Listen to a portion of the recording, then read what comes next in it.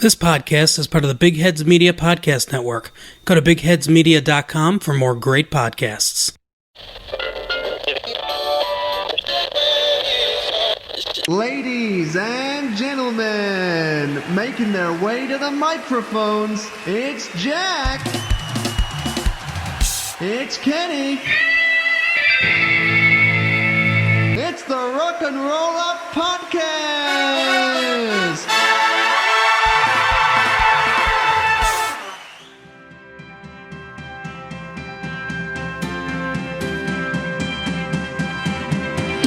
Hello and welcome to the newest episode of the Rock and Roll Up Podcast.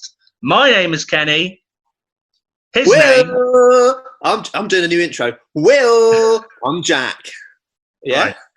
Right. Will, I'm Kenny. It works for me too. Me too. Hashtag me too. Welcome to the second part of the 21st Century Breakdown for 2006. I'll stop you there. Thought this was the 50th anniversary special. Right. I thought we talked about this. This is technically the 50th episode of the Rock and Roll Up Podcast. Well done to you, sir. Thank you. However, it's technically really like the second part of episode 49. And actually, we had done a second part to an episode previously, so it's actually 48. So... right. So we've gone... So we still have to do 2 more episodes. Well, you know, what we're going to do next episode, next week, next Monday, as usual, we will celebrate the 50th episode. You've done a lot of preparation for the 50th episode. Cancel that for a week. I baked a cake. I wrote a 50th anniversary song. It's the 50th. Well, I'm not going to do it now because it's the... Well, I look forward to that next week. Happy 50th. Happy, yeah. That's actually copyright, that song, so we better not do that. Yeah. Happy we don't birthday. get any more copyright strikes, do we? No more. Green Day. We'll postpone the 50th to next week, shall we? We'll do a 51st anniversary special there. I've said it. You might have ruined the day for me, but there we go. I had a T-shirt printed. Yeah. Well, maybe if we hadn't have gone so long last week talking about our favourite singles of 2006. Go on. Then we could have celebrated the 50th, but we've just got too much to say.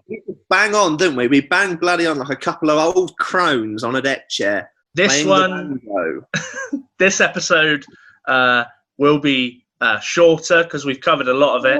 But let's have a little recap, a very quick recap. What were your top... What are you talking there, sir? You're milking a mini cow? I'm milking a goat. Or drumming on a tiny little drum kit. Talking of which, your favourite singles from 2006. Here we go. Whoa, it's Jack. I've done my intro again. We're doing a quick single recap. My third favourite single of 2006, High School Never Ends, Bowling for Soup. I'll just do my list first, shall I? My second favourite single, The Theft by Atreyu. The best single of 2006 for me. All Time Love by Will Young. I'm an emotional wreck. What can I say? I can't really get these out for that. What's that? Get them out for the lads. What I'm going to do, for All Time Love, it's the one. It's the one. Because it's one love. Just going to pop that one down. What's the hand gesture for pop? I don't know. Rock and metal's the same.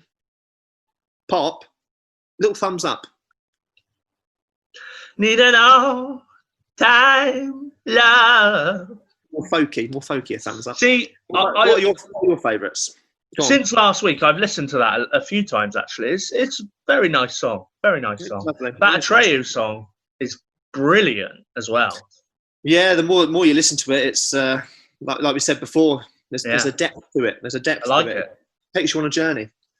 My number 3, Irreplaceable by Beyonce. To the left. To the left. Wing. Left wing. Sorry? No, thank you. No, thank you. Hashtag me too. He's done the hashtag sign. Is that the sign for pop? Probably. Pop. One of those. Little cheeky hashtag. Is the hashtag that? Or is it... Oh, for our audio listeners, he's wiggling his hands around. I'm doing we thought we'd do this episode in sign language. Yeah, I think he said bugger off in sign language. I'm not sure.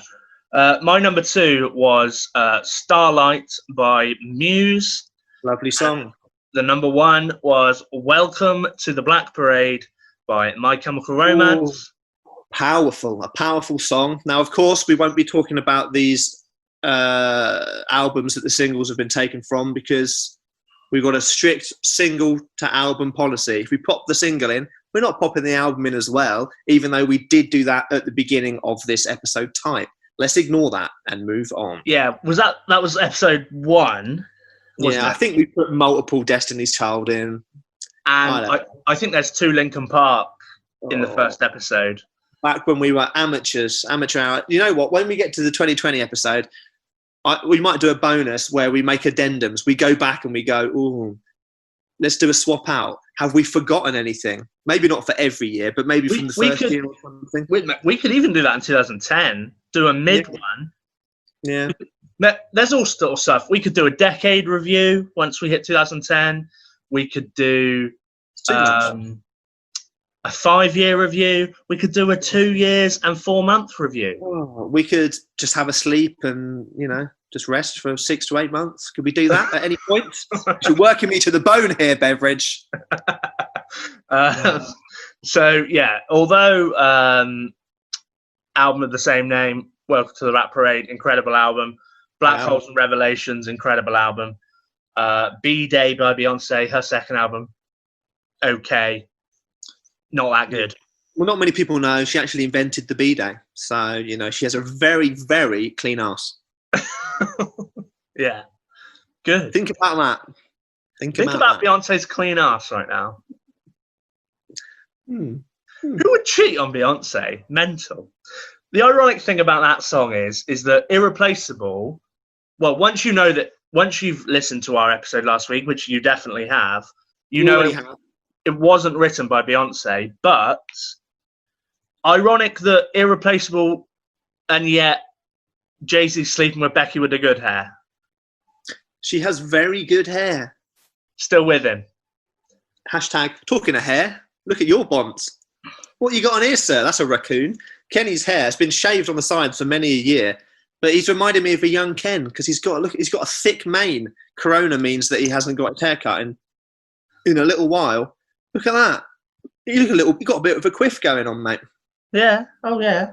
That's quite something. That. Look at that. Oh, he's posing. Look. Maybe I like it a bit too much. Maybe you should shave off your hair, make a wig, send it here. Go on then. He's agreed. Did not expect that. Just pops out a shaver. Oh, go on then. I've got one prepped. Oh, he's doing a Britney. Phone. Oh, nice prop work. I've got a prop next to me. She's getting involved later on in the show. Let's carry on. That sounds dirty. Now, where can people listen to our single choices first? Let's get that out of the way. Yeah, so our Spotify playlist, the 21st Century Breakdown, just search 21st Century Breakdown. Yes. Rock and Roll Up Podcast. Yeah, our UP.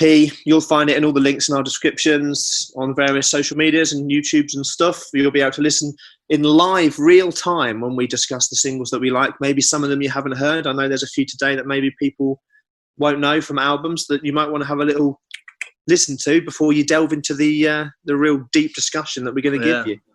Talking of deep discussion, should we hit them with some of the best albums of 2006? Yeah, so in our inaugural 2006 episode, we covered a lot of the singles. Inaugural. Nice. How many points on Scrabble is that? Been playing a lot of Scrabble recently. That's true. You have? Yeah. Yeah. Little phone. Not the board version. The little Scrabble Go. It's called Plug Scrabble Go. Hashtag not spawn. Hopefully we'll get sponsored by Scrabble at some point. Yeah. It's good fun, mate. Play it with Danielle, or you just play against the computer, against a strange man in China. That's fine. Is there a little chat at the bottom where you can have a chat with them? You can have a little chat if you want to. That's nice. People have like, I think who was it?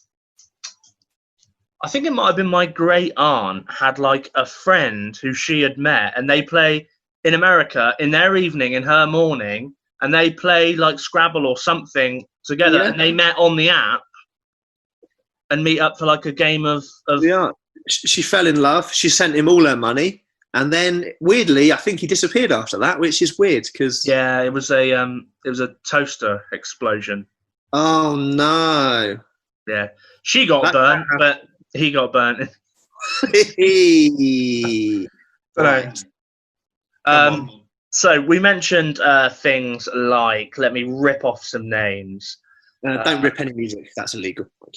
We spoke about some Lily Allen singles. All Right Still, good album. I love Lily Allen. You love her a bit too much. Is that the album with a naughty word in the title of a song, or is that a subsequent album? Song that you played on the last day of a job when you worked with me, and you put on a Lily Allen song as one of your goodbye songs. Do you remember? Fuck you. Yeah. Was that on that album? Or was that on another album? I'm not sure, actually. Oh well. It Brilliant. might be. We've already failed in our deep discussion. Yeah. Back to Black. Sorry, not Back in Black. Back in Black by a couple of years earlier. Black and Black. Back to Black had a great album, a lot of singles, quite a long album though. Don't make me go to rehab. You should have really gone in hindsight. You try to make me go to rehab, but now I'm dead. Oh. No, that's not nice. That's not nice. They got rid of her statue in Camden, didn't they? Because people were fiddling with it. Oh, that sounds wrong. Defecating on it. Oh. Well, I only did it once, but you know what the council are like. Get rid of it. You know what the council are like. Yeah. The Strokes had First Impressions of Earth, which is their somewhat listenable third album. Pretty somewhat listenable. Rock and Roll Lab podcast. It's okay. It was better than the one with the yellow cover, which had Machu Picchu on it, which was pretty much the only good song on it. You played Pokemon Up a Mountain, Machu Pikachu. one of my jokes of the week about 5 months ago. That's good. There we are. Cool back, baby. Placebo released Meds, one of their best albums. Very good album. Mm-hmm. Metal. I'm just going to list a load of names. Laguna Coil, Karma Code, 10,000 Days by Tool. Karma Code. Yeah. I would love them to do a cover of that. Karma Code. There we go. That's 10,000 Days by Tool, a band that I have no love for, but is really big. Think they're rubbish. What can I say? Yeah. Tool's a bloody good name for them, isn't it? Because they're... Don't hurt me. The Crusade, really poor Trivium album. Apart from Detonation, I'm going to defend this album slightly because the drums are never very good. Entrance to the Conflagration, good drum track. Yeah. To the Rats, amazing drum track. Double Kick is mental. Yeah. And Tread the Floods is quite good on that as well. But agreed. Overall, bit posy. At the time, didn't like it at all. Thought they were just trying to be Metallica. Anthem, We Are the Fire, had some really corny lyrics in it. Yeah. I think they were by a swimming pool in that video, if I remember. They were. It was like a house party. Yeah. Weird. Much better metal albums. The Fall of Ideals, All That Remains, that had both This Calling, which we talked about in the single episode, but also Six, which is very good, and another one, I think. I think it had Not Alone on it, which I think, I like that song. I think that was on it as well. Yeah. The Sufferer and the Witness, Rise Against, band that we both like a lot. Emo, Hawthorne Heights had their last album before their rhythm guitarist died the year after whilst touring. That's right. Yes, I remember that. That was horrible, wasn't it? If Only You Were Lonely, which was the follow-up to my favourite of theirs, The Silence in Black and White. But If Only You Were Lonely was pretty good. If only you were lonely. What happened to the bloke? Is it something to do with the window, or have I made that up? Casey Calvert was the name of the rhythm guitarist. How he died, I'm not sure. I'm not sure how he died. Not sure. So the window. I don't know. Maybe it was a video. Every time we say Hawthorne Heights, I think of a man by a window. That's because of in the video to Nicky FM, he is outside her window. That's one of the lyrics, isn't it? No. Also, it was just a dark time for me. I was often on the window ledge listening to Hawthorne Heights. That might be one. Yeah. An emo band that doesn't get any respect at all. I thought they were pretty good. They had a Beyond Borders. Our band, Beyond Borders. Our band that were kind of mixed between Rise Against, Hawthorne Heights, and another band that I'll mention here, NoFX. Nice. Who released Never Trust a Hippie, which is something I have lived with until this day. Yeah. That's one of my favourite Winston Churchill quotes. Yeah. A couple of the tracks got taken and got put on Wolf in a wolf's clothing.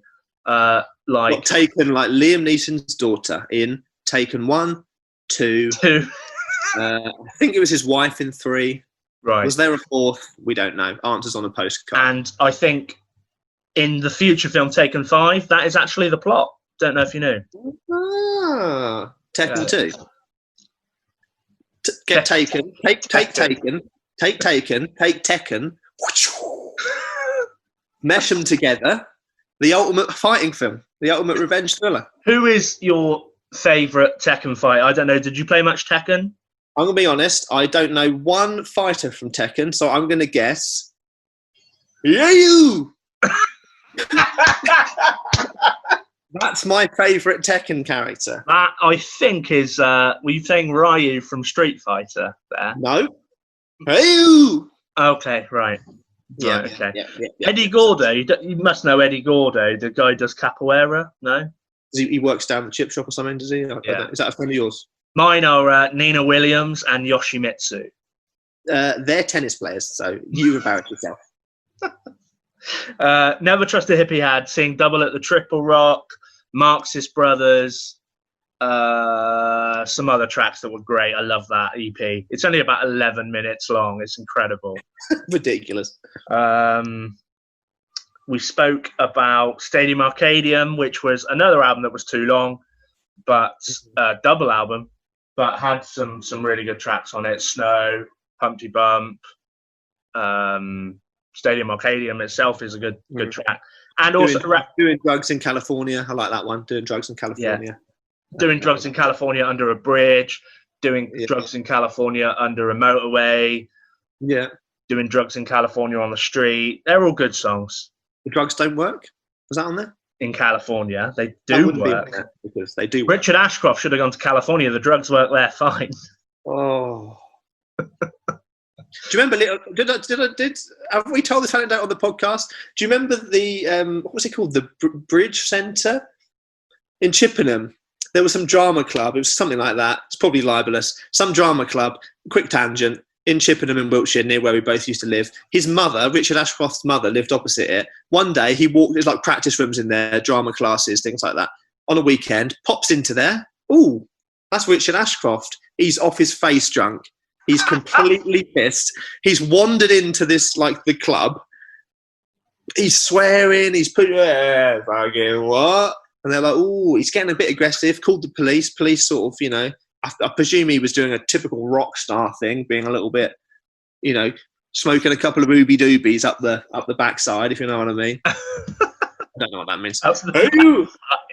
And he got sort of carted off for interrupting some kind of children's music lessons. Yeah. So that's what you're dealing with there. That's a roller coaster, isn't it? You're sort of like, oh my God, it's Richard Ashcroft. Oh my God, he's mental. He's hurting children. Oh. Life is a roller coaster. So, and between you and me, you've just got to ride it. Oh. One of mine. One of yours. Any more albums you'd like to talk about? Raconteurs, but that album was good. Mention the single before, Steady as She Goes, like that song. Yeah. I want to talk about some honourable mentions that made it very close to my top 3, and then we'll move on. Well, it's all about you, isn't it? How about I talk about my albums? Have you got honourable mentions? Sick of it. No. Right.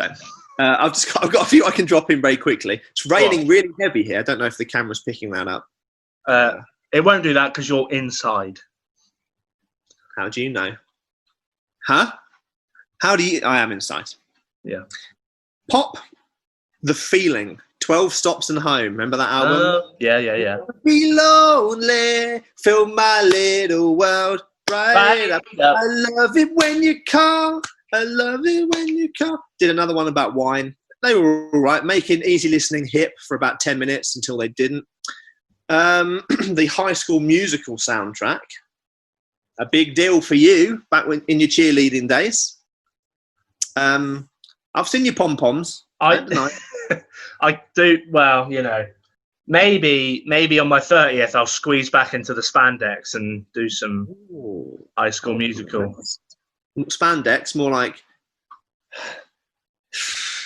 I've got nothing. Pink, I'm Not Dead. That had You in Your Hand on it, remember? A song very relevant to you. Yeah, and did it have Don't Let Me... Oh, no, it didn't. No, it didn't. It had Who Knew? Who Knew on it. Who Knew? As well. Who Knew, eh? Rihanna, A Girl Like Me, had SOS on it, Unfaithful on it as well, the power ballad. Yeah. In the more rock vein, Blackstone Cherries debut album, which is a very good debut. Oh, very good. Self-titled Blackstone Cherries. Songs I'd recommend from that: Rain Wizard, Lonely Train, Hell in High Water. The whole album's really good. Great drums on that as well. Rain Wizard's great.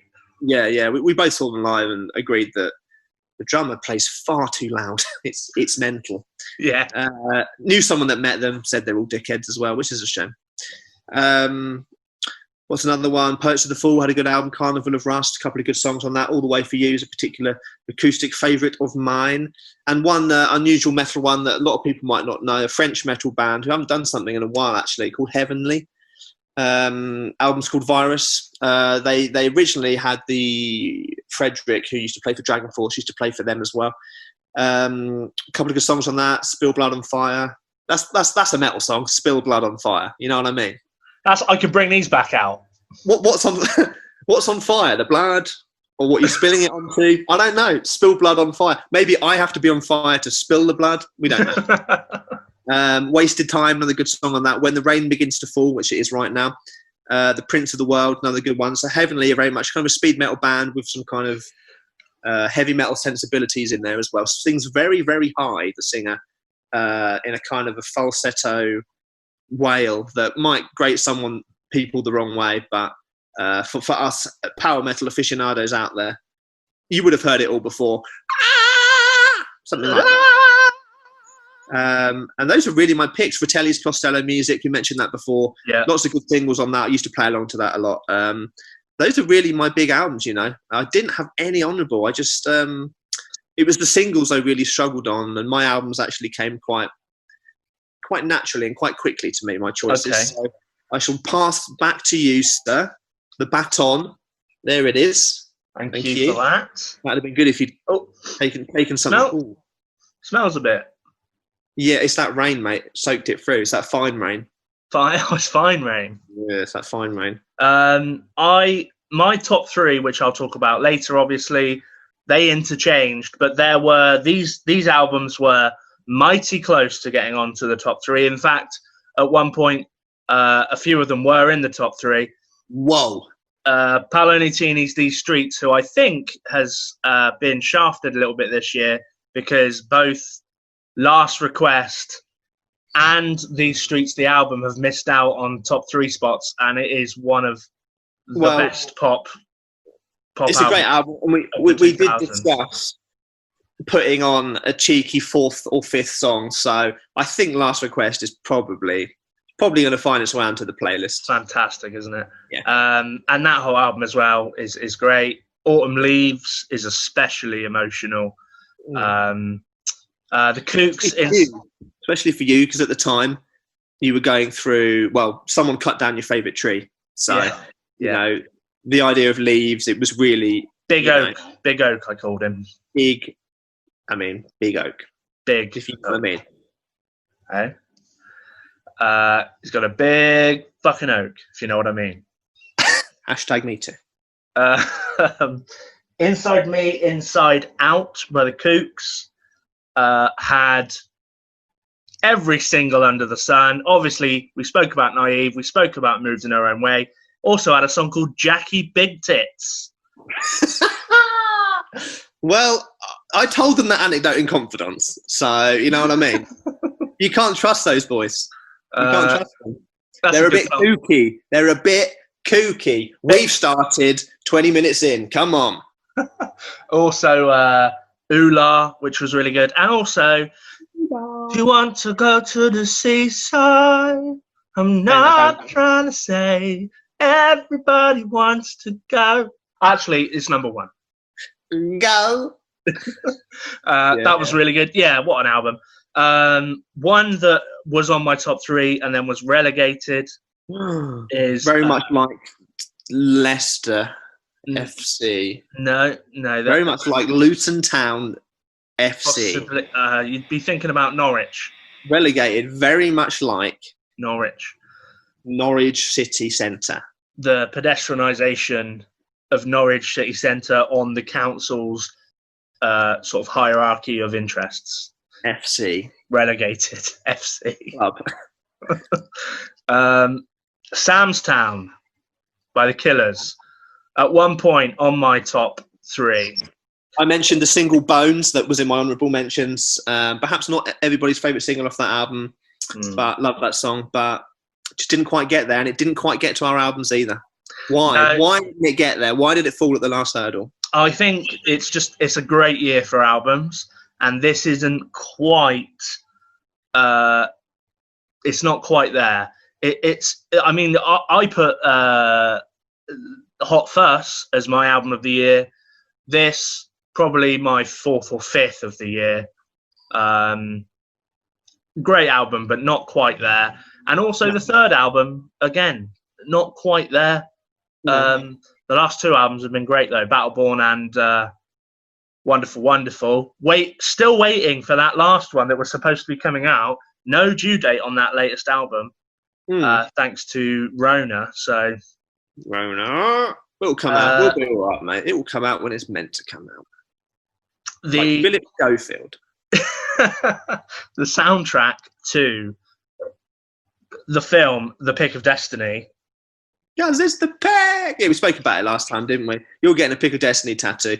Great, funny album, like we said, much maligned, not given always the respect that it deserves. The movie is, but there's some really funny tracks on there. I really like Baby, which is like a 50-second bit track. But I think Jack Black sings it so nicely with some lovely riffs at the end. That,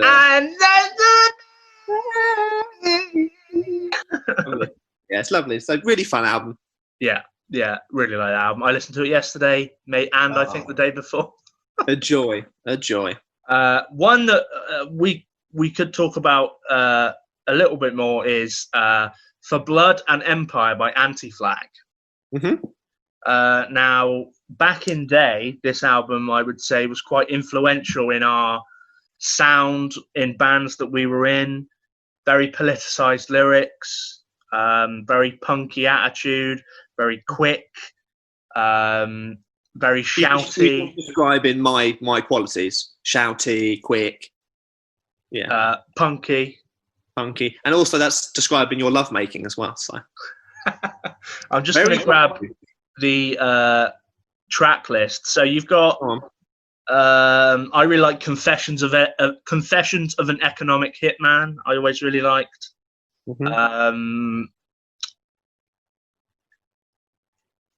I Tell You But is fantastic, and also The Press Corps is. The members have been working in the khaki shorts. That one? Is it that one? You're obsessed with khaki shorts and drugs in California. It's just what gets me going. Gets me out of bed. If you were to wear khaki shorts whilst taking drugs under a bridge in California, I think you'd explode into butterflies. But yes, for Blood and Empire, hell of a bass track on the Press Corps. Really forward in that hell of a drum track as well. But that bass track, dun, dun, dun, dun, dun, he's just like doing runs the whole song. Yeah. Really good. Great punk album. Just missing out. But that is it for my honourables. We're going to talk even more in depth now on our top 3. I've been speaking a while. I'm going to pass to Jack. We don't want to talk about it. That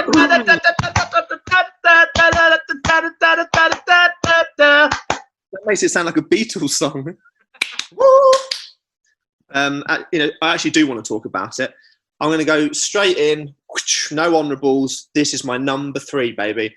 It is one of Jack's unusual hidden gem choices. It's Other People's Problems by The Upper Room. That's right. Brighton-based band, signed by Sony, BMG, that's not a car, in May 2006. Brought in by mutual friends. They had friends in the industry, in the know, the foot in the door. They were literally signed, put to work on an album straight away. We want you, record an album, please. Strange way of doing it, but that was back in the day when you could actually get developmental deals, unlike the industry now when it's all 360 deals. Business. Albums recorded at the Strong Rooms. Business. Recorded at the Strong Rooms / Dairy Studios. Kenny's spitting water everywhere. I'm just laughing. Yeah. Oh, there it is. Look, it's raining. Yes, recorded at a place called the Strong Rooms and Dairy Studios with the Pixies engineer. That's who they were dealing with, Gil Norton, and also Stone Roses engineer, a guy called Paul Schroeder. Big production teams. Schroeder. Big production teams behind them. Toured with bands of the time, Electric Soft Parade, El Presidente, Hope of the States, bands that were kind of, middle of the road on a set, on a festival lineup, but they toured with them. They actually headlined a 15-date tour to the back of their album, booked for Isle of Wight, V Festival. Going really well. Little MySpace bulletin in November. Well, we split from our record label already. Wow. The singer, he's going to move on to other projects. Right. So, that was that. About 6 months later, and then they were never a band again, and that was it. And they were gone. So what you're saying is that really get into this album with no hope of ever seeing them ever again. It was just weird, man. Yeah. They put on like MySpace, basically, seen a bit, and that was it. Label issues, legal tussle, maybe gone. So take a quick look at the album in itself. Now you've had that devastating news. The album art was based on it's like the map of the UK, based on a survey of O2 customers, I think, with the map shaded in different places of the UK that seasonal affective disorder affects people. You can just about see it on Kenny's phone there. There we go. Look at that. Interactivity. Look at that. If people are only listening, go and Google it, please. So, yeah, they shaded the map where people reported that they suffered basically depression in the winter.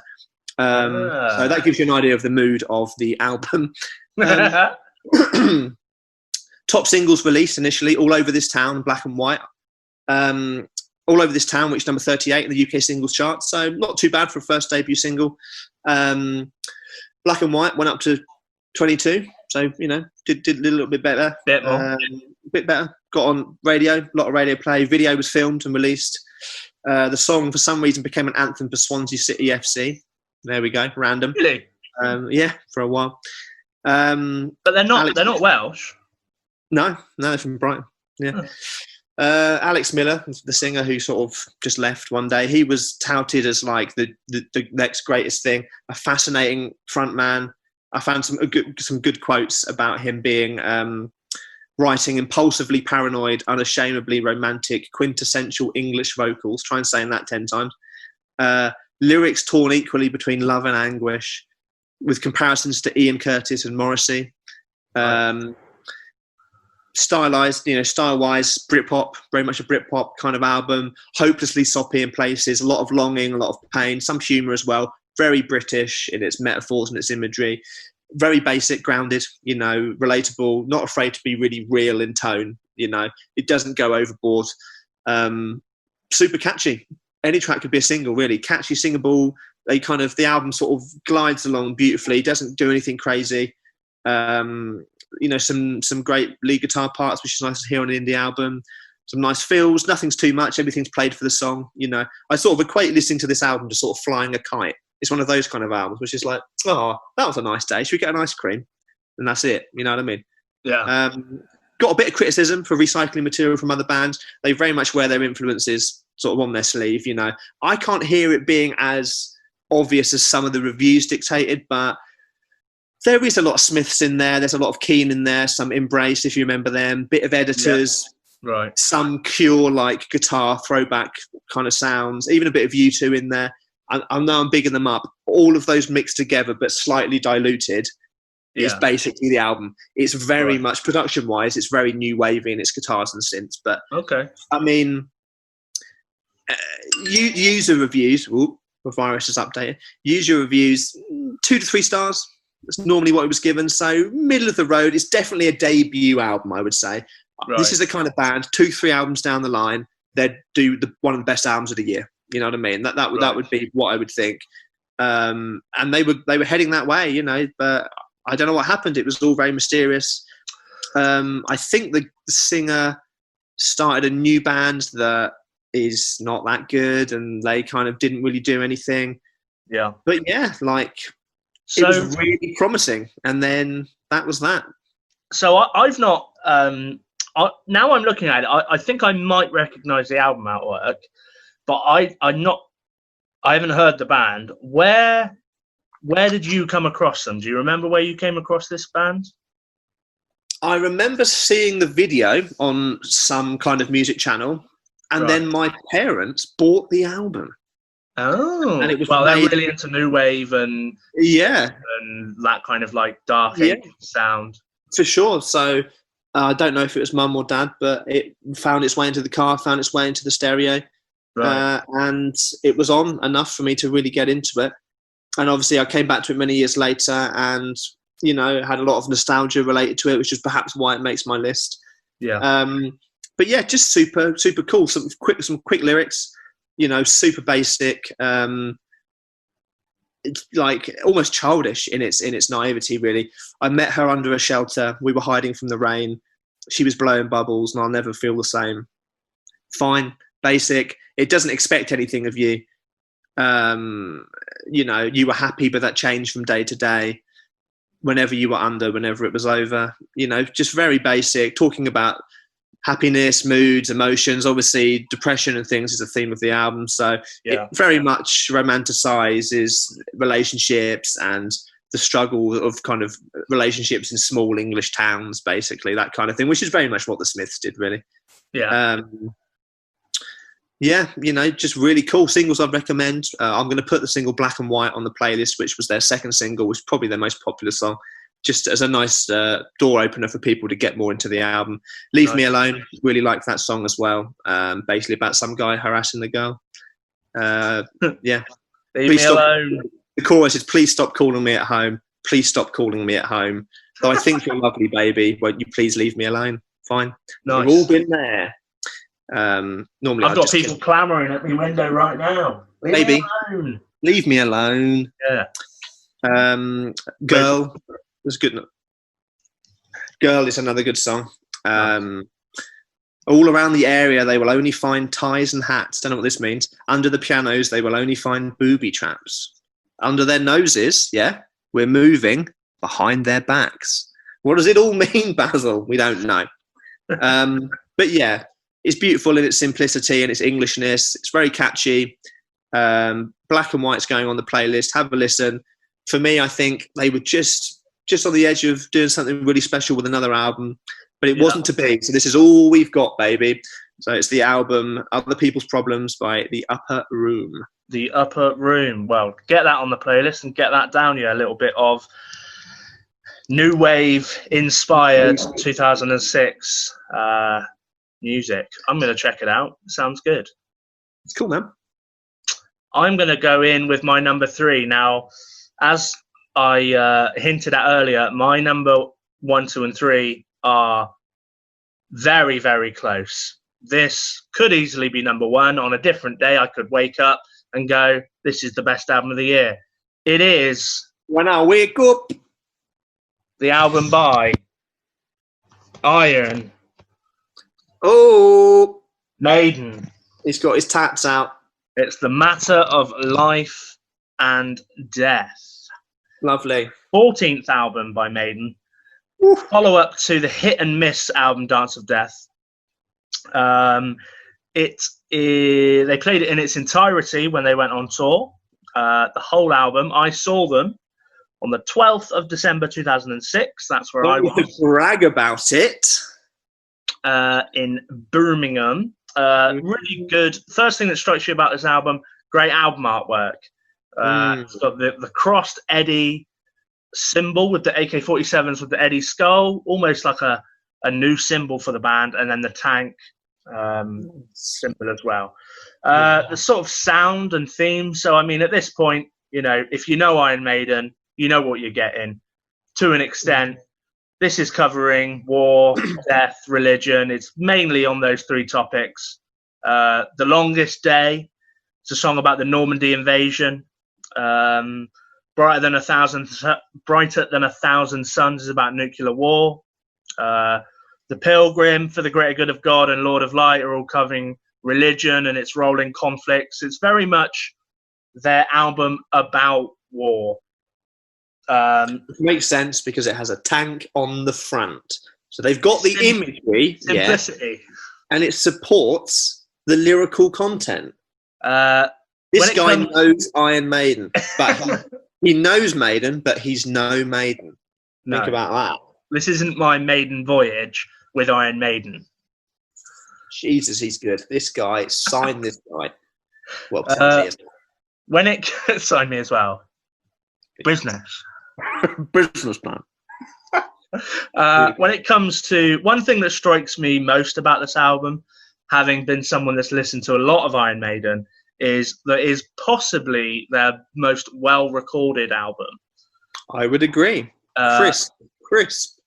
And yet, recorded in the studio with no added EQ, compression, or analog widening, and in fact, recorded 2 months quicker than they expected. And Steve Harris has come out to say that a lot of what you hear on the album are first takes. What? I know. It was pretty much recorded live, wasn't it, all together?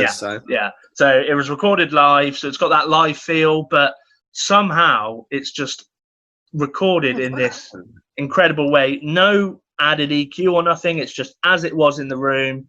I mean, the drums, some of the best drums I've ever heard recorded.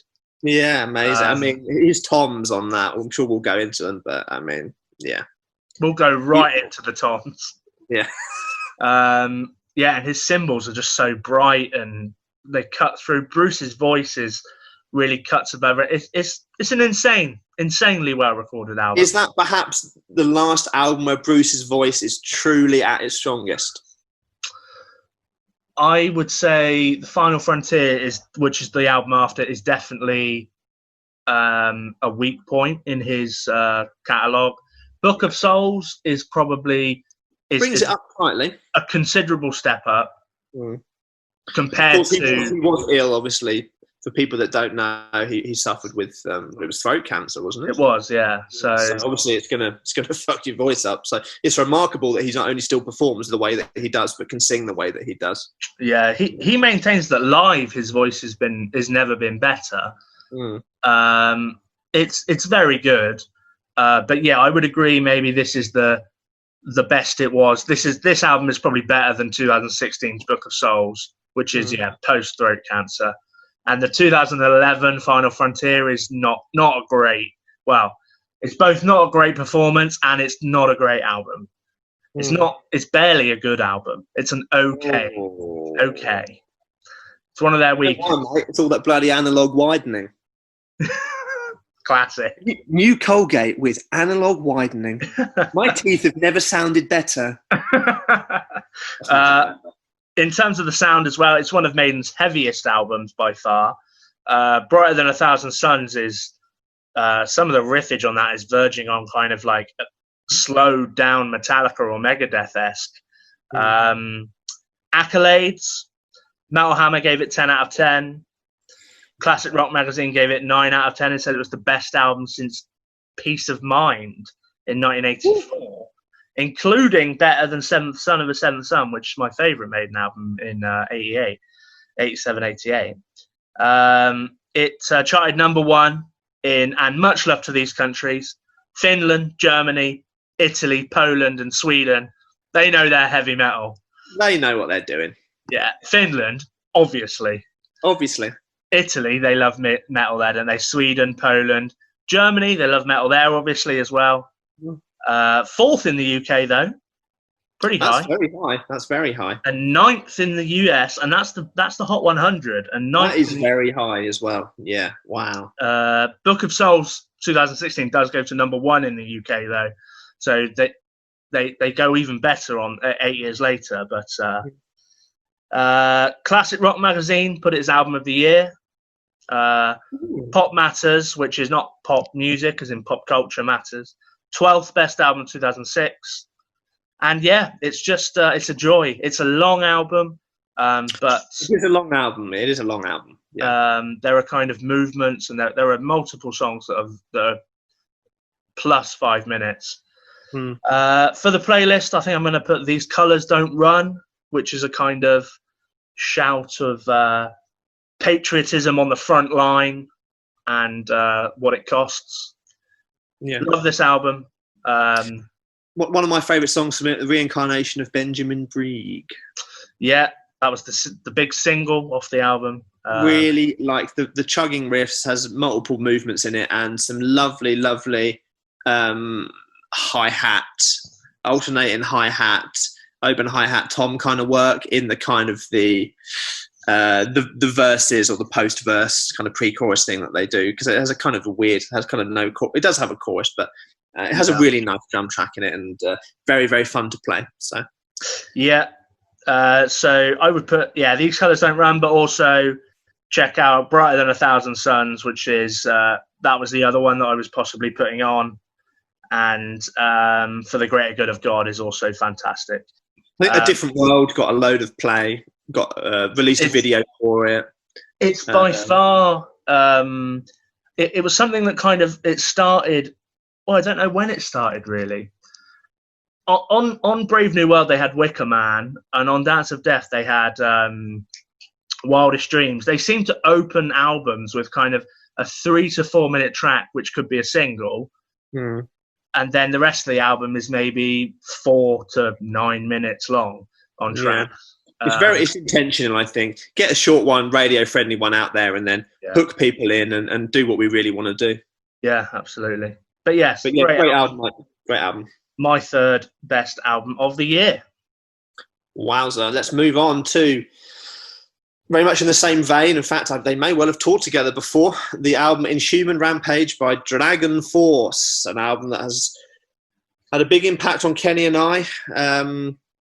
Mentioned Dragonforce before, though I don't believe they've made it on the playlist because the first couple of albums, Valley of the Damned, recorded terribly, although they since did a remix of that, which is much better. Oh, really? And My Spirit Will Go On, I think that was the name of the album. That was a single off the second album. Anyway, both cool, but this was their 3rd album. First to feature kind of harsher vocals, some screamo and things. The last to feature their current bassist, a guy called Adrian Lambert, who was replaced by Frederick, who I spoke about earlier, who played for Heavenly.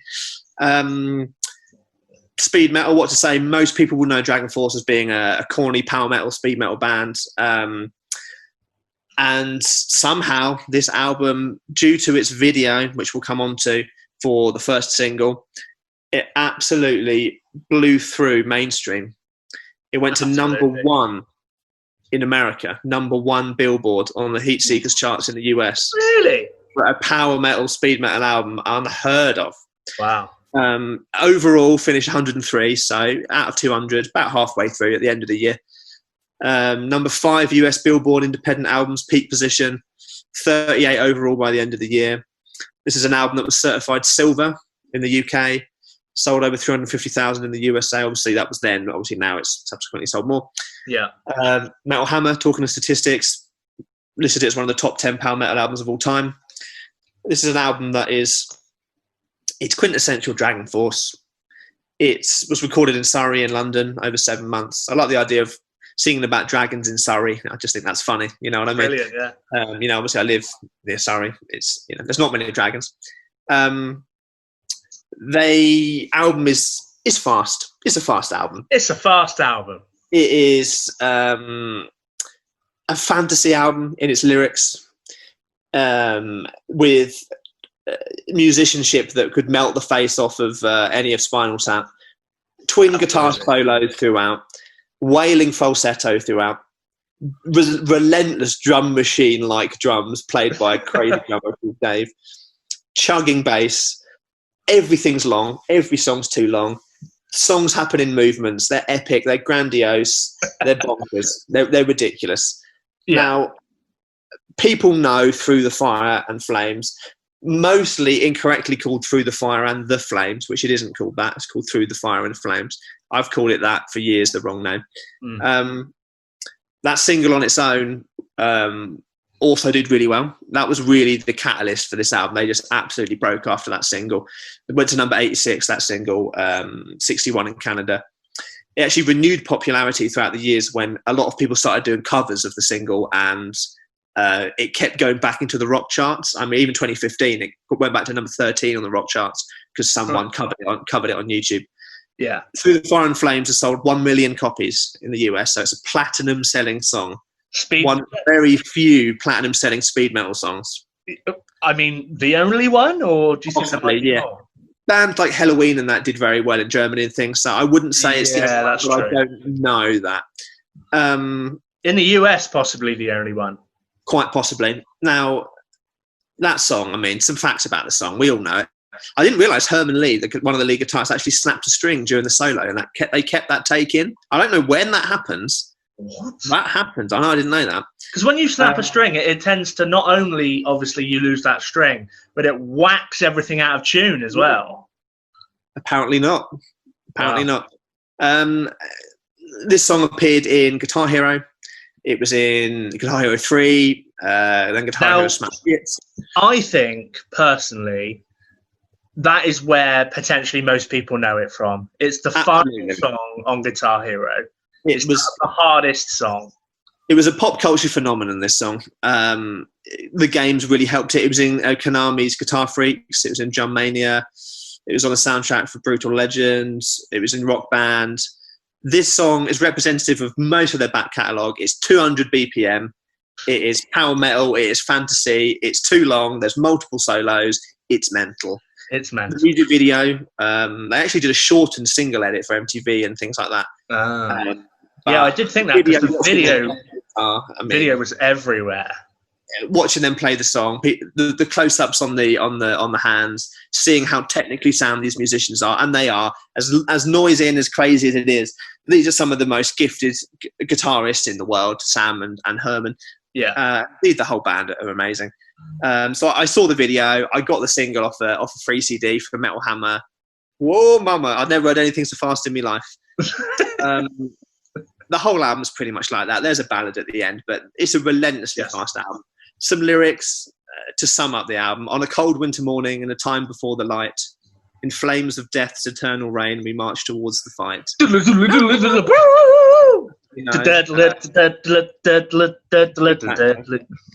Skies are falling, thunderstorming, stand before the world.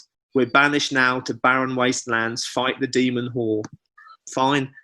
Just normal, everyday, relatable lyrics that we all relate to. It's essentially D&D / Lord of the Rings on steroids. That's what it is. Yeah. It's relentlessly fast, musically amazing. It's catchy. It's epic. It's like power metal Lord of the Rings. Yeah. I think there's not much to say other than if you're not a metal fan, it's going to blow your mind if you haven't already heard it. You'll appreciate it for what it is. If you are a metal fan, you'll kind of know more in depth about how technically sound the guys are. This quote that I found really sums up Dragonforce and indeed this album. It was by Andy Thorley from Maximum Volume. He said, "I know less is more, but if less is more, then think how much more could be." and that is Dragonforce. They're more than more. They're more than more. More than more.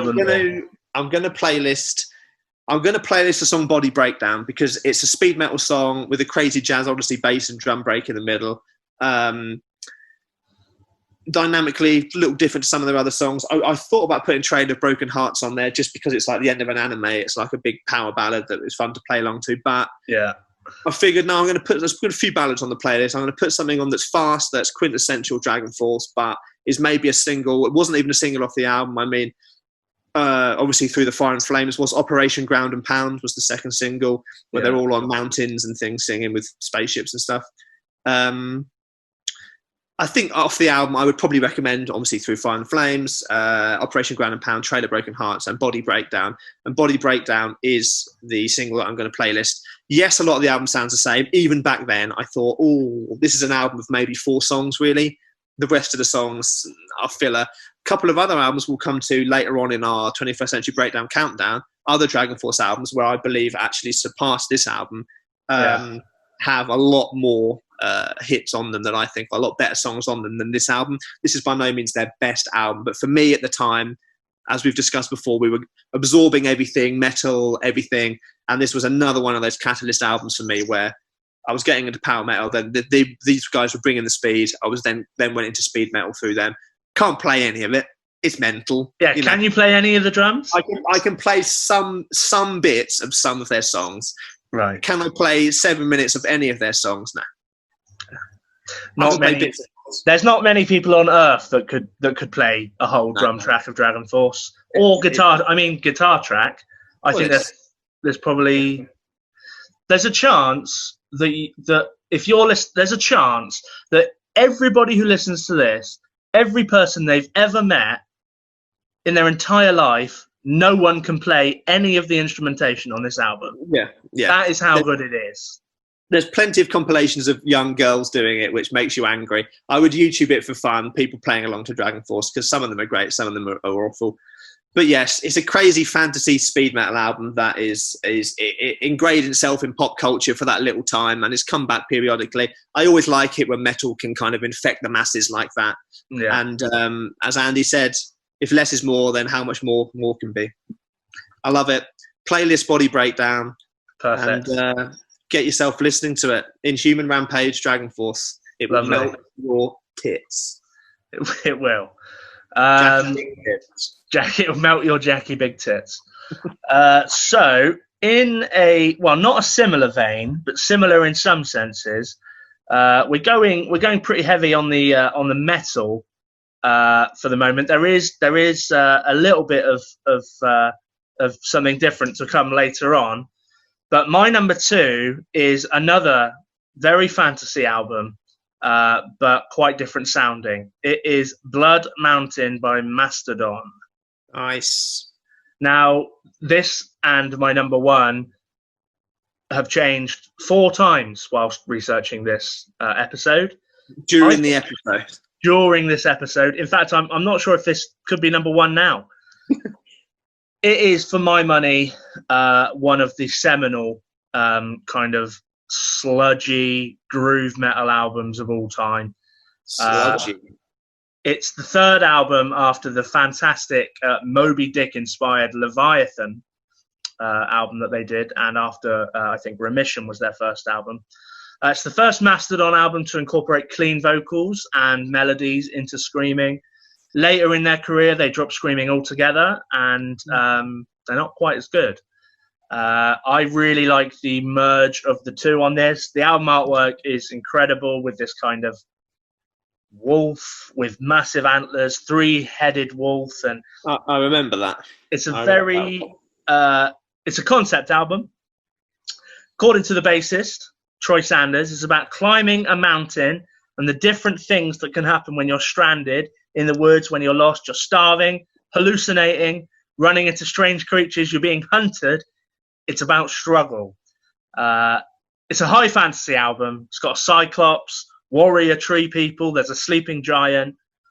And the album itself lends itself to being listened in one session, preferably with some strong hallucinogenic drugs or we do not endorse that. It's a very, very trippy album. The sound, it's progressive groove metal with a kind of mix of harsh and clean vocals. It's incredibly intricate. Talking about musicianship earlier with Dragonforce, this is kind of slightly different. It's not quick, but the time signatures and the riff changes are insane. The sound is like a journey. It's like through movements. It's sort of verging on like a sort of symphony. It goes in and out. And the MVP, probably the drum performance. The rhythms are constantly changing and switching throughout the album. I can imagine it's one of those when I was doing the research for this, I was listening to it, and much like in Human Rampage, it's an album and you're hearing songs where you're thinking, I don't know how people write music like this. No. Like we've written songs before, but I don't know how people write such intricate rhythms. But there's a mathematical element that I just don't have. There's some kind of scientific foundation for writing music that is that complex with polyrhythms and just everything. It's kind of genty, but it's not. Like I don't know. I don't even know how you learn it. I don't know. I maybe some of them came from a jazz background and that helped. It's like you have to learn all the rules of music and then unlearn them to know how to break them.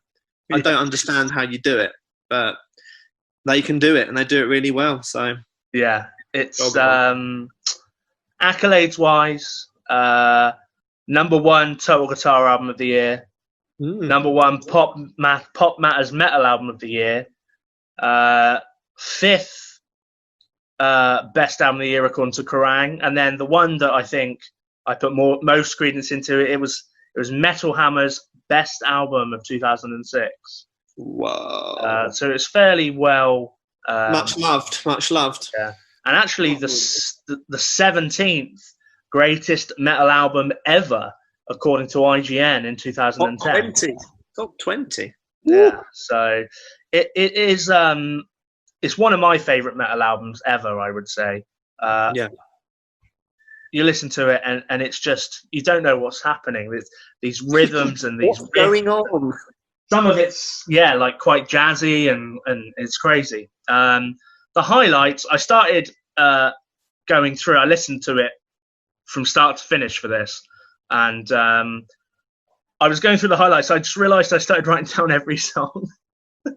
So I was like, okay, let's actually nail this. That's why it's made its way into the top 3. Here's my top 3 songs to listen to, and then one for the playlist. So you've got Colony of Birchman, Blade Catcher, which is an instrumental, which has this incredible... Blade Catcher? Yeah, I mean, it's got a lot of weird names. I'm going to try and find the album while you're talking. Try and find the album cover. This Mortal Soil, and then for the playlist, I'm going to put on... That's not the album cover. So like a wolf with all that. You can see him. You can see Kenny, and you can see me watching Kenny. It's the inception of bad reflective devices on camera. Blade Catcher and This Mortal Soil for a listen. On the playlist, I'm going to put Capillarian Crest. What's that, mate? Capillarian Crest. Nice.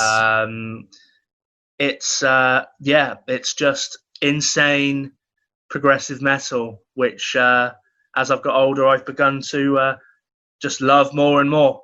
And up until very recently, this was my album of the year, but it's number 2. It's number 2. Well, it's a big year for metal. We've dropped a bit of Indian, but it's a pretty heavy year, really. Although the singles, they weren't all particularly heavy, were they? So I think it's a balance overall. But on to my number 1. We've gone towards progressive. We've gone towards speed metal. I would say this probably sits somewhere in the middle. It's the album Allegiance by Firewind. Firewind have appeared not on the playlist, but we've mentioned them early on. They've had multiple albums before this. In fact, this album is their 4th studio album. Many incarnations of this band. They're a Greek metal band, although they've had lots of people from lots of different countries before. They'd gone through 2 singers by this point. They were on their 3rd singer, a guy called Apollo, who played for lots of other bands before this. Recorded over a 2-year period, so quite a long time, this album, for a metal album as well. Oh, he's got things up. Look, we should do a little screen share, shouldn't we, really, of some of the album covers, only if they're any good. That cover, don't know what it means. It's some kind of seal being broken. Who knows? So new vocalist by this point. Also a new drummer in a guy called Mark Cross. Mark, who has played in the aforementioned Halloween, amongst other bands, Scorpions, bands like that. Nice. Very good drummer. Unfortunately, not with them, and Apollo's not actually with them now either. So they do change, like Spinal Tap. All change on the fire one. Yeah, they seem to explode every now and then. Recorded in Sweden. We love the Swedes, we were saying. It was actually released 2 weeks early in Greece, and I kind of like an early release in your home country. There's something quite grounded and quite nice about that. First single, Falling to Pieces, released as a single, went to 11 in Greece. Album stays at 11 as well, so just missed out on the top 10. Second single was released a whole year later, which was a very strange marketing ploy. Don't quite understand that. I think because they were touring, I don't know. That peaked at 16. That was actually a duet with someone who she was also sounded a bit like Shakira. It was a weird kind of duet, but not sure about that. I feel like it could have done a bit better if they'd released maybe 2 or 3 months later, but it is what it is. Heavy metal album, definitely got some power metal aspects in there as well. Heavy riffs, speedy solos, a lot of synths in there, reminiscent of kind of Van Halen, bands like that. Rhythm guitarist, actually the synth player as well. When you see him live, he would swing around his guitar and play the synth, then swing his guitar back round to play again. Always very cool. Yeah. Really chugging bass, quite high in the mix, which we always like. Sounds great over loudspeakers. Very musical drum tracks. Mark, I would say, is one of my kind of top 3 to 5 drummers for me that's inspired me the most. I'll kind of go on to that why in a little bit. But most people will know Firewind because they produced Gus G, who now plays for Ozzy Osbourne. World-renowned guitarist. Speed, technicality, master of many styles. Has one of those unique guitar sounds, I would say, that he really makes his guitar sing. A lot of metal, you can forgive them for all sounding a little bit the same in tone. That's why when a really good metal band comes along that sounds unique, it really stands out. I think for him, and indeed Firewind, under his kind of watch, and it was very much his kind of project, they really don't sound like anyone else. Listen to, Before the Storm is a song off the album. That's just a guitar showcase for Gus. That's probably one of the best guitar solo pieces you'll ever hear. And yet it's found its way onto the 4th studio album of a Greek metal band. I would recommend that for musicians out there. Yeah. I've played it to a few guitarists before and they've been like, what? How haven't I heard this before? Mark, as I said, played for Halloween, the drummer, session drummer now, does a lot of things.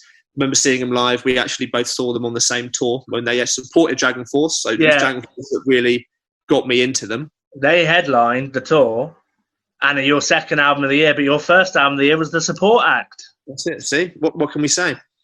Great tour, great live.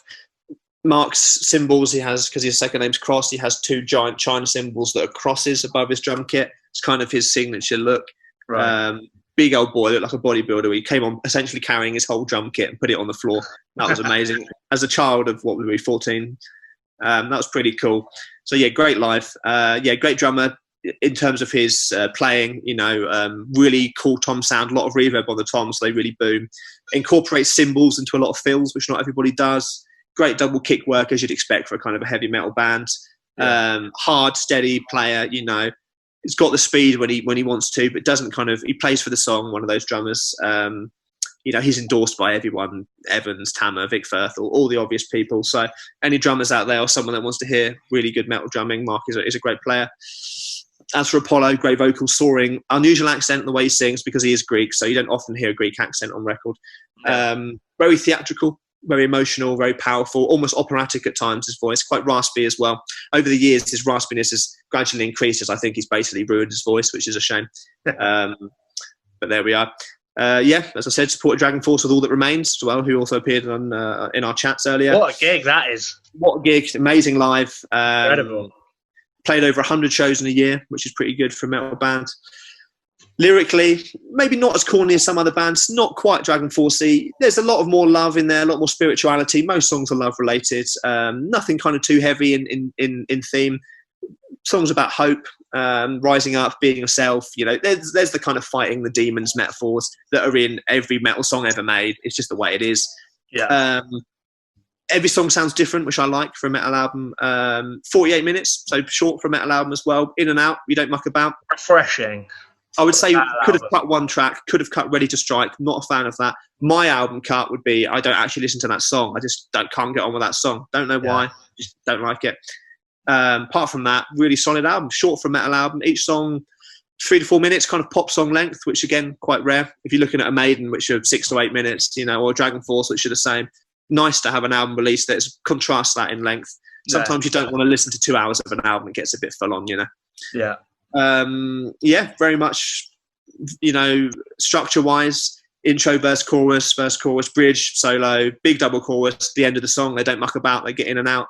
There's definitely some Sabbath in there, you know, there's definitely some Scorpions in there. Then you've got the more classic rock with Rainbow, Whitesnake, but then every now and then they'll throw in a bit of technicality like a Dream Theater, you know what I mean? There's a lot kind of mixing around in there. Yeah. Just a really, really solid album. Some lyrics, super simple. Be yourself tonight. Don't stress yourself to death. Don't try to fight the time. Synchronize your health. Giving you a little health, you know, health boost little there. Kick. Little kick. Yeah. Oh, guys, you like metal, but eat healthy. Have an avocado. Have an avocado. Very hair metally. You know, they don't demand much of you. My needs for you are hard to leave behind. I know that I swore. You broke the rules. You said you'd never leave. My heart stopped beating when you closed the door. Obvious, done, but it's fun. And I think they're underrated as a band, actually. This album, I think, is one of the best, one of my favourite metal albums, period. You know, they're an underrated band that they've produced Gus, and Gus is very much does his solo stuff now and does the Aussie stuff. And even their follow-up, which I'll mention in a few years down the line, an album called The Premonition, back-to-back 2 really, really solid albums. And I think for a band at their 4th, 5th albums, this is a band in their heyday with their best lineup. Yeah. Obviously, subsequently, they all disappeared again. Just really cool, catchy. There's some speed in there. There's some ballads in there. Doesn't ask much of you. Really technical playing. Just really catchy, anthemic songs, which is what you want from a metal album. I'm going to playlist the song "Falling to Pieces." It was the first single of the album. Lighter synth, you know, some sing-along lyrics in there. Big chorus. A nice song. Key change. We all like that. A nice song to. Love a key change. Nice song to ease you into the album, which does get quite dirgy and quite heavy at times, but also it treads the line of being poppy enough that I think it's more accessible for some not necessarily metal aficionados, whereas like an Inhuman Rampage is probably quite extreme for some people. I think you might put that on and go, what the hell? Whereas this is a little bit more like, oh, I'm going to caress you. I'm going to caress you. Some songs that I like off the album: Allegiance, great opener, really nice drum and guitar intro, drum pattern following the guitar pattern, which doesn't always happen. Basically, the first few songs, apart from Ready to Strike, Insanity, some really cool fills in the middle of that. Breaking the Silence is the duet I mentioned. Nice to hear a male-female duet in metal. Deliverance, that's also a very good song. Ballads. Till the End of Time is one of the more speed metal songs on the album, but it kind of breaks it down with some lovely kind of double kick in the chorus. Just really solid album. But yeah, I'm going to playlist Falling to Pieces. That will kind of get people into it, I think.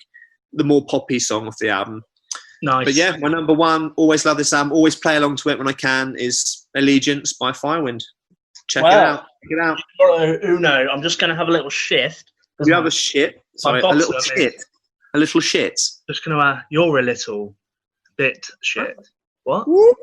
So that's your number one. Now, my number one, for anyone who remembers this year, there is a band and a load of singles that we haven't mentioned at all, and this is why. So, here's why. Number one. Go on. Album of the year for me.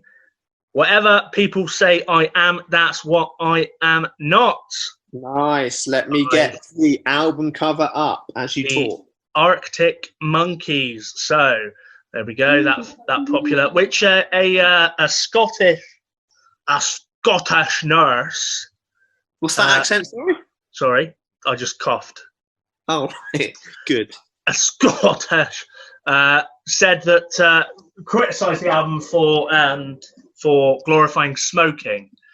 Give it a fucking rest. Jeez. Give it a rest, mate. Smoking's what killed 2 people ever. So, I mean, I'm going to kick off with the accolades. When I was looking up this year, it was the critical acclaim and the where it has appeared on lists, decade end lists, that really pushed it to number 1. I'm going to whip through these because there are so many. Mm-hmm. Number 1 Enemy album of 2006. Number 1 Q Awards album. Number 1 Time magazine. Best album and best group at the Brit Awards. One thing I didn't realise, won the 2006 Mercury Prize. Wow. So that's within the year. Then going to decade or other things. 371st in the 500 greatest album of all time, Rolling Stones. Wow. Rolling Stone, sorry. The Rolling Stones, they love it. Those bloody Arctic Monkeys. I love those Arctic Monkeys.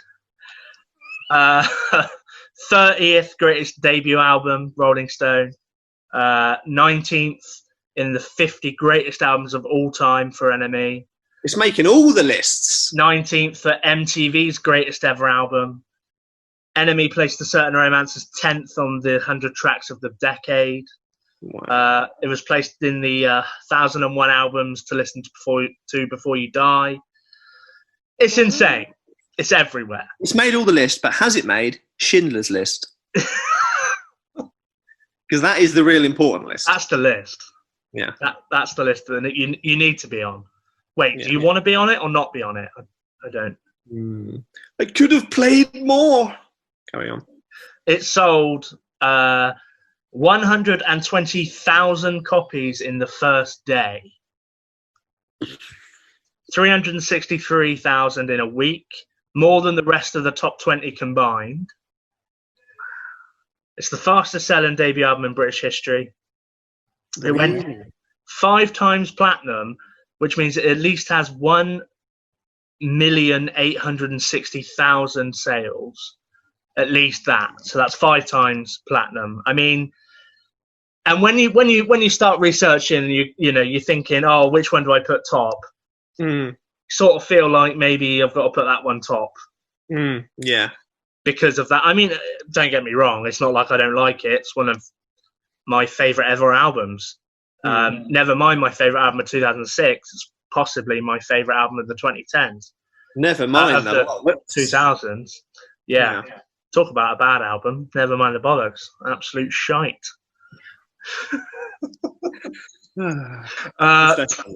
The sound. It's, people are well aware. It's an indie rock album.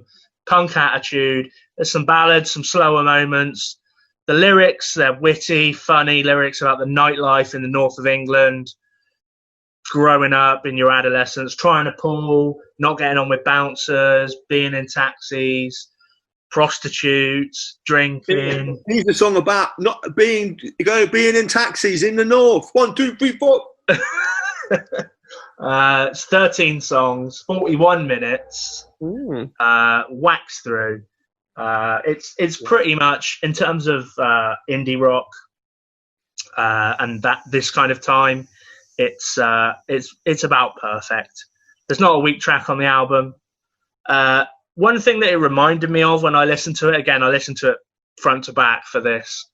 You should never, ever listen front to back, always back to front. That goes for wiping as well. Get that poo. Nice and nice and in there. Yeah. Nice and in there. Really coat it. Yeah. It captured a sort of point in time. And I thought it was similar to the Streets album that I put as best in 2002. It's sort of a perfect summing up of Britain, especially the north of Britain. It really speaks for the northern working class, that album, I think. And that's reflected in its sales. It's like, oh, wow, we've got a band that actually understands us and sings about, what it is to live where we live. Yeah. So they're a Sheffield band. touch north of where I am. So I'm Nottingham. They're the kind of next north city. Singing in an accent. Apparently quite popular this year with Paolo Nutini, Amy Winehouse to an extent as well this year, singing in that London accent. It's basically a perfect album. There's no weak tracks. The highlights are probably Dancing Shoes, Mardy Bum, When the Sun Goes Down, and Down at Mardy Bum. Oh no, Mardy Bum, Ritz to Rubble. Wow, it's a really brave way to open a song. I've seen your frown. It's like looking down the barrel of a gun. Yeah. I mean, that is very, very good lyricism. For all you can say about Alex, and he is a prick, he can really write some real crackers. He captures such sort of raw beauty in his lyrics. Yeah. I should have prepared some lyrics really, because some of his on this album are just sublime. That is great. What else? Stuff about he paid for a tropical reef. That's one. That's nice. Let me look at some lyrics while you're talking. So I mean, it's basically it's a phenomenal album. I'm going to put Fake Tales of San Francisco on the playlist. I thought it would be good to avoid the big track, which we haven't spoken about at all. Bet You Look Good on the Dance Floor. I bet you look good on the dance floor. That got so much play. It was on everything, wasn't it? It's in my opinion. I don't know. It's probably because I've heard it so much. It's probably the weakest track on the album. Yeah. But it's probably due to overplay and hearing it so many times. It's Mardy Bum would be my favourite. Some lyrics from that song. I know just because it's my favourite song. I've been self-indulgent. Go on. Remember cuddles in the kitchen to get things off the ground. So basic. So basic. We've all had a cuddle in the kitchen, haven't we? What else? One of my favourite lyrics of all time. This is true from this song. Yeah. Yeah. The whole bridge. I'm sorry I was late, but I missed the train. And then the traffic was a state. I can't be asked to carry on in this debate. Great rhyme structure as well, Alex Turner. That reoccurs when you say I don't care. Of course I do. I clearly do. It's beautiful. It's an argument in a bridge. Of course I care. It says everything you need to say about love, about relationships. Yeah, absolutely. Good guy. You're a bloody guy. What's that? You want to reward us for being good? Fuck off. Fuck off. Let's have a read. So, When the Sun Goes Down, about prostitutes. Who's that girl there? About what? I said, who's that girl there? I wonder what went wrong so that she had to roam the streets. She don't do major credit cards. I doubt she does receipts. Because she only makes cash. Illegitimate. Oh. What a scummy man. Give him half a chance. I bet he'd rob you if he can.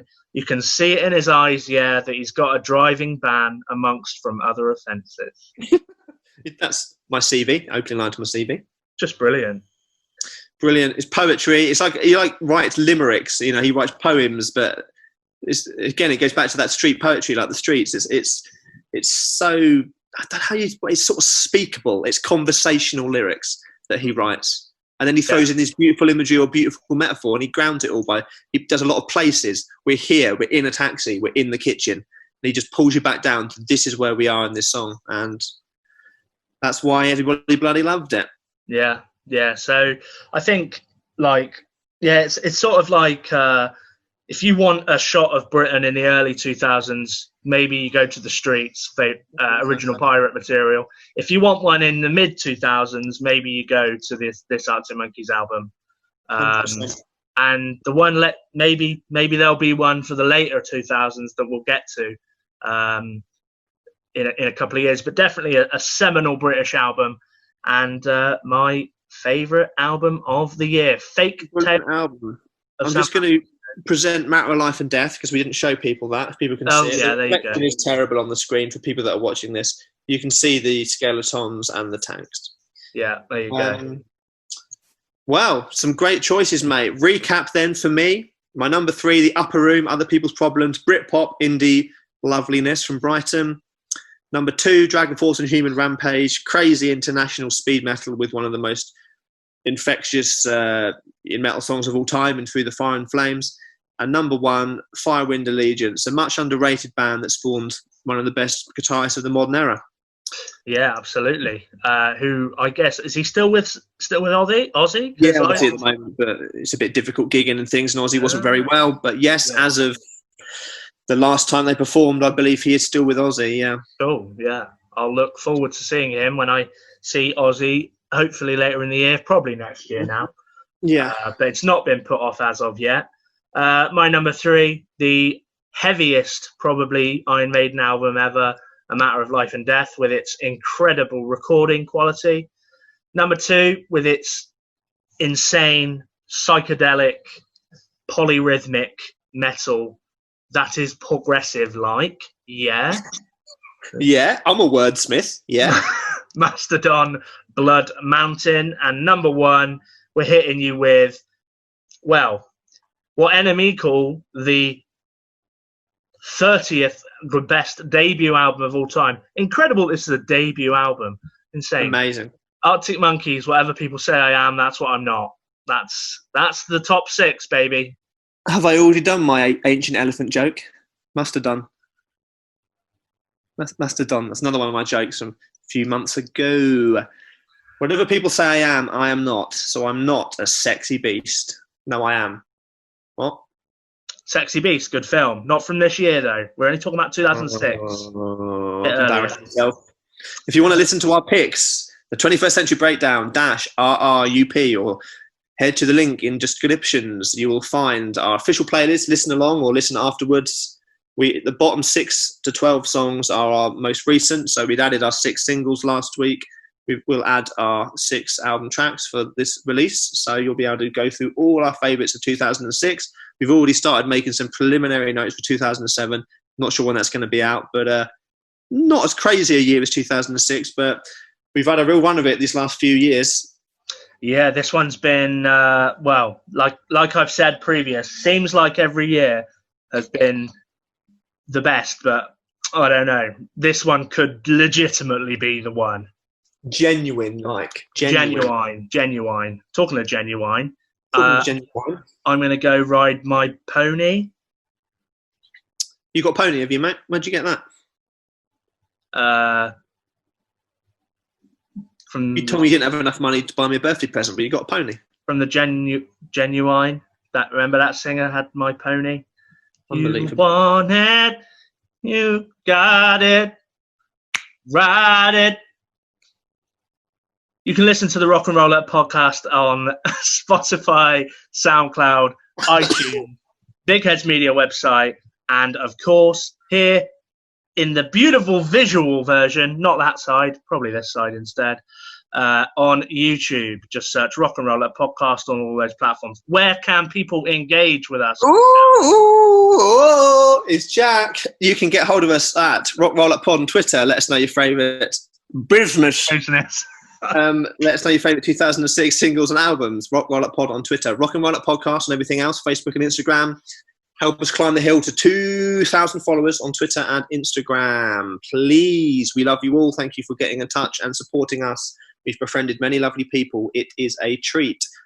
Next time you will see us, it will be the 50th, 51st, 48th, well, 50th special on the 51st episode. We've mucked this right up, haven't we? We had the one opportunity in our life to do a 50th special, and we've missed it. See you at 100. See you at 100. We've bloody jabbered on, haven't we? Like jabbered. Two little beavers building a dam of dreams. Mm. Just before we go, I'd like to introduce our special guest. Here she is. Disgusting. I've been Jack. I have been Kenny, and that was Minnie. And that was Minnie. I didn't just get my penis out. Peace out.